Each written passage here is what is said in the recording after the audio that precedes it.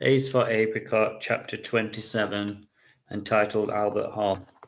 The rain had stopped the next day, and Apricot was ready for some peace and quiet, now that Alf had marched off, hopefully forever. Mary was pleased to see him go. He had been giving her terrible headaches with all of the stress and noise. Mary turned on the radio, and she began swaying to the lovely music.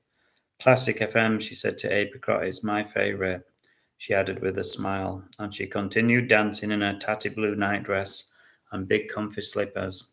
Apricot had never seen her look so happy or so animated, and Apricot began to feel very happy himself, and he nodded along to the wonderful marching music.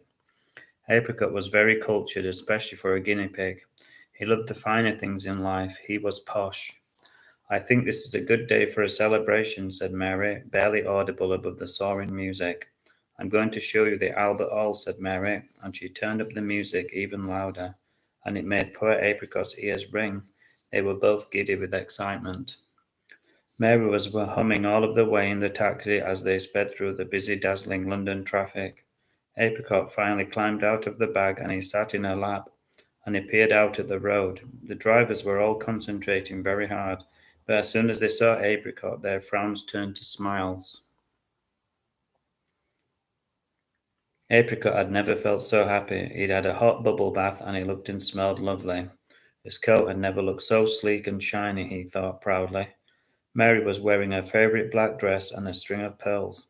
She looked elegant and classy. It was just the look she wanted. Everyone was in beautiful clothes, and Apricot looked up at the pretty chandeliers and the plush ruby carpets and red wallpaper, and he thought that he had never been in a more beautiful place in his life. The musicians came onto the stage dressed immaculately in shiny black suits, and to the sound of thunderous applause. Mary was clapping just as hard as anyone else. Apricot had never seen him look so happy and excited, and he was pleased.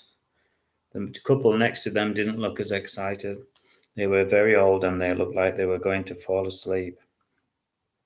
5 minutes later, they did. The old man's hat fell onto the floor and he leaned against Apricot like a drunk, leaning on a lamp post. Apricot wasn't happy. Apricot was trying to enjoy the music, but all he could hear was snoring and shuffling about. Mary was so transfixed by the music that she couldn't hear the commotion. But Apricot was getting uncharacteristically annoyed. It was his first concert and he didn't want anyone to spoil it. People are so rude these days, thought Apricot sadly.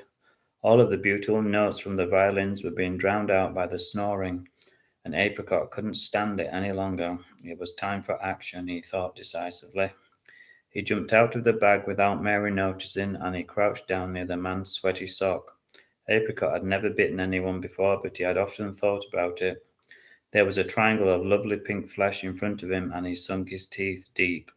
Yikes! Shouted the annoying old man, as the musicians really gave him stern looks, and Mary tutted. Apricot scuttled back to his comfy seat as the man rubbed at his burning leg. There must be mice in here, the man said to his wife. Don't be silly, she said. It's too posh here for mice, she added with conviction. Be quiet, said a couple around them, and a chorus of shh and tutting went round the hall. Apricot was pleased with himself, and when the da-da-da-da-da-da of Beethoven sounded, it drowned out all of the complaints for good. When it was over, they drank tea. Mary was out of a cup, and Apricot's was from a saucer.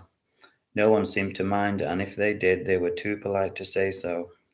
Apricot slept so well that night he had never felt so happy or content, but he knew that he deserved it.